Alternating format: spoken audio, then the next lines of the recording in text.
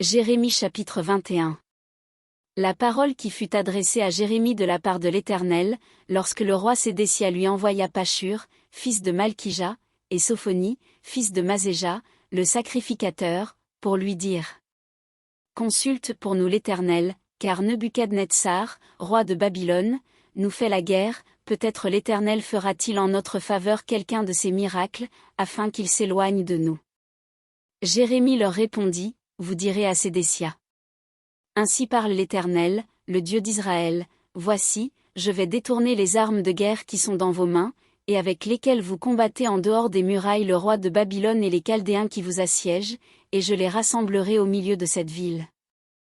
Puis je combattrai contre vous, la main étendue et le bras fort, avec colère, avec fureur, avec une grande irritation. Je frapperai les habitants de cette ville, les hommes et les bêtes, ils mourront d'une peste affreuse.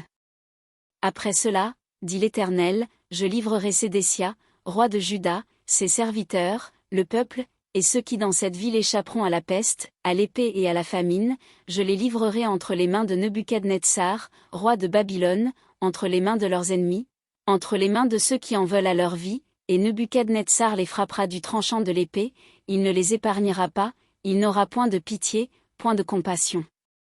Tu diras à ce peuple: Ainsi parle l'Éternel, voici, je mets devant vous le chemin de la vie et le chemin de la mort.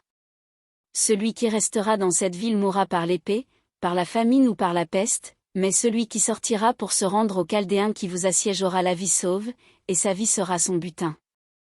Car je dirige mes regards contre cette ville pour faire du mal et non du bien, dit l'Éternel, elle sera livrée entre les mains du roi de Babylone, qui la brûlera par le feu. Et tu diras à la maison du roi de Juda: Écoutez la parole de l'Éternel. Maison de David.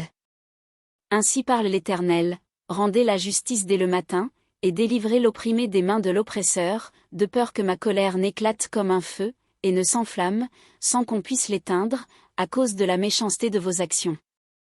Voici, j'en veux à toi, ville assise dans la vallée, sur le rocher de la plaine, dit l'Éternel, à vous qui dites: Qui descendra contre nous? Qui entrera dans nos demeures?